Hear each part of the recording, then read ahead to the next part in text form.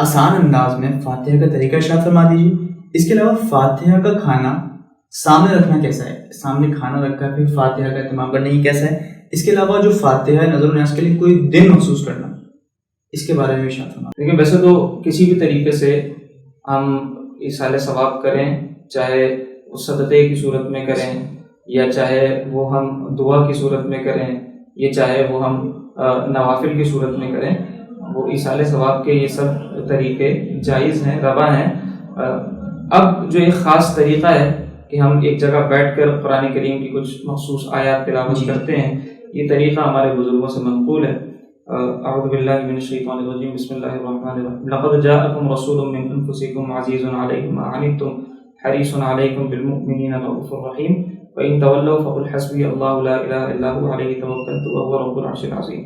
یہ آیت کریمہ اس کے بعد چاروں قل پڑھے جاتے ہیں، سورہ فاتحہ شریف پڑھی جاتی ہے اور پھر الف لام میم سے لے کر مفلحون تک پڑھا جاتا ہے، اور پھر اس کے بعد جو ہے وہ چند آیات اور ہیں ان کو ملا کر پڑھا جاتا ہے، پھر اس کے بعد درود شریف پڑھا جاتا ہے. یہ ہمارے بزرگوں کا طریقہ ہے. اگر اس طریقے سے بھی کوئی نہ پڑھے، ایک مرتبہ سورہ فاتحہ پڑھ لے، 3 مرتبہ سورہ اخلاص پڑھ لے، یا جو قرآن کریم کی آیت میسر ہو. قرآن کریم میں فقرؤوا ما تیسر من القرآن، جو قرآن کریم کی آیت میسر ہو، یاد ہو، پڑھ سکتا ہو، اس کو پڑھے اور اس کو پڑھنے کے بعد اللہ کی بارگاہ میں دعا کرے، اس کا ثواب اپنے مرحوم کو پہنچا دے. اچھا، اسی طریقے سے کھانا سامنے رکھنا یہ بھی اب ہمارے معمولات میں سے ہے. حدیث میں بھی اس کی ہمیں جو ہے وہ نظیر ملتی ہے. حضرت ابو ہریرہ رضی اللہ تعالیٰ عنہ، مشکاۃ شریف کی حدیث ہے کہ حضرت ابو ہریرہ رضی اللہ تعالیٰ عنہ بیان فرماتے ہیں کہ میں چند کھجور لے کر اللہ کے رسول کی بارگاہ میں حاضر ہوا اور اللہ کے رسول سے میں نے عرض کی کہ یا رسول اللہ آپ برکت کی دعا فرما دیجئے. تو اللہ کے رسول نے ساری کھجوروں کو سامنے رکھ کر جمع کیا، ملایا اور پھر اس کے بعد اللہ کے رسول نے برکت کی دعا فرما دی. تو سامنے رکھنا اور سامنے رکھ کر دعا کرنا یہ بھی اللہ کے رسول سے ثابت ہوا. اچھا، اسی طریقے سے دن مقرر کرنے کے حوالے سے آپ نے ارشاد فرمایا. تو دیکھیں دن مقرر کرنا تو وہ تو ضروری ہے. اگر آپ کسی کام کے لیے دن مقرر نہیں کریں گے تو وہ کام کرنا مشکل ہو جائے گا.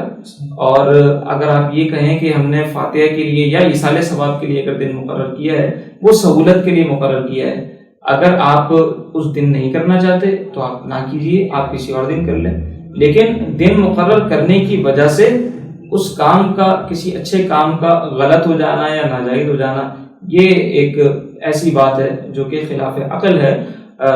حدیث سے بھی دن کا مقرر کیا جانا ثابت ہوتا ہے اور ہماری عقل بھی اس بات کا جو ہے وہ تقاضا کرتی ہے کہ دن تو بہرحال ہر کام کا مقرر ہوتا ہے اور ہونا ہی چاہیے. آپ شادی کریں کسی کی تو دن مقرر ہوتا ہے، آپ ایسے ہی کہہ دیں کہ کسی بھی دن آ جاؤ تو ظاہر ہے کہ یہ ایک بالکل خلاف عقل بات ہے. ہم جو ہے وہ مدرسے میں تعلیم کا آغاز کرتے ہیں تو دن مقرر ہوتا ہے، ہم ختم بخاری کا پروگرام کرتے ہیں تو دن مقرر ہوتا ہے، کوئی بھی تقریب کرتے ہیں دن مقرر ہوتا ہے. وہاں دن مقرر کرنے سے وہ تقاریب کیوں ناجائز نہیں ہوتی؟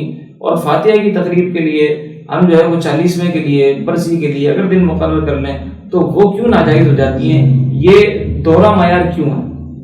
حضرت عبداللہ ابن مسعود رضی اللہ تعالیٰ عنہ، بڑی مشہور حدیث شریف ہے، حضرت عبداللہ ابن مسعود رضی اللہ تعالیٰ عنہ نے جمعرات کا ایک دن مقرر کیا ہوا تھا درس کے لیے. تو لوگوں نے آپ سے عرض بھی کی کہ آپ جو ہے وہ روزانہ ہمیں درس دیا کریں. تو آپ نے فرمایا کہ نہیں، ایسا نہ ہو کہ تم پھر جو ہے وہ پابندی نہ کر سکو اور تم جو ہے وہ کسی مشکل اور مشقت میں نہ پڑ جاؤ. تو جیسے اللہ کے رسول ہماری رعایت فرمایا کرتے تھے، اسی طرح میں بھی جو ہے وہ تم لوگوں کی رعایت کیا کرتا ہوں. ایک دن جمعرات کا وہ حضرت عبداللہ بن مسعود رضی اللہ تعالیٰ عنہ نے خاص کیا ہوا تھا، اسی دن میں وہ درس دیا کرتے تھے. وہاں تو کسی نے بھی سوال نہیں کیا حضرت عبداللہ بن مسعود سے کہ یہ آپ نے دن مقرر کیسے کر لیا، اور دن مقرر کرنا کوئی خلاف شرع ہے، خلاف اسلام ہے. تو ان کو تو یہ بات جو ہے، یہ سوال کبھی ذہن میں نہیں آیا جو آج ہمارے کچھ لوگوں کے ذہن میں یہ سوال آتا ہے. اسی طریقے سے اللہ کے رسول صلی اللہ تعالیٰ علیہ وآلہ وسلم جمعے کے دن قبرستان جایا کرتے تھے. تو اللہ کے رسول نے جمعے کے دن قبرستان جانے کو اپنا معمول بنایا. اللہ کے رسول نے کبھی منع نہیں فرمایا. اللہ کے رسول صلی اللہ تعالیٰ علیہ وآلہ وسلم پیر کے دن روزہ رکھا کرتے تھے. سوال ہوا کہ یا رسول اللہ آپ پیر کے دن کیوں روزہ رکھتے ہیں؟ تو فرمایا کہ فیہ ولدت وفیہ انزل علیہ، کہ اس دن میری ولادت ہوئی اور اسی دن مجھ پر وحی کے نزول کا آغاز ہوا. تو اللہ کے رسول نے پیر کا دن مقرر فرمایا. تو دن کو مقرر کرنا خود اللہ کے رسول سے ثابت ہے, دن کو مقرر کرنا خود صحابہ سے ثابت ہے, اور کسی قسم کا کوئی منع صحابہ سے, تابعین سے, حضور علیہ الصلوۃ والسلام سے دن کو مقرر کرنے کے حوالے سے موجود نہیں ہے. لہذا اگر ہم دن کو مقرر نہ بھی کریں, ویسے ہی ایصال ثواب کریں تو بھی جائز ہے, اور دن مقرر کرنے کی سہولت سے سارے لوگ ایک دن میں جمع ہو جائیں اور سب مل کر اجتماعی طور پر مجتمع ہو کر جو ہے وہ ایصال ثواب کریں. جیسے حضرت انس ابن مالک رضی اللہ تعالیٰ عنہ کا عمل ہے کہ حضرت انس ابن مالک رضی اللہ تعالیٰ عنہ جب ختم کلام پاک فرمایا کرتے تھے, قرآن کریم کا ختم فرماتے تھے, تو اپنے سارے گھر والوں کو, بچوں کو جمع کرتے تھے, اور جمع کرنے کے بعد پھر آپ دعا کیا کرتے تھے. تو آج ہمارا بھی یہی طریقہ ہے کہ انفرادی عبادت سے بہتر ہے کہ سب ایک دن مقرر کر لیتے ہیں, ایک وقت خاص کر لیتے ہیں, سب اپنی مصروفیات سے وقت اسپیئر کر کے وہ آ جائیں اور پھر سب مل کر جو ہے وہ قرآن کریم کی تلاوت کریں اور دعا کر لیں. تو اس میں کیا حرج ہے؟ حضرت انس بن مالک رضی اللہ تعالیٰ عنہ کا عمل میں نے آپ کے سامنے پیش کیا, بلکہ یہ تو عین ہمارا عمل وہ صحابہ کے عمل کی طرح ہے, انہی کے عمل سے ہم نے استفادہ کرتے ہوئے یہ عمل کیا.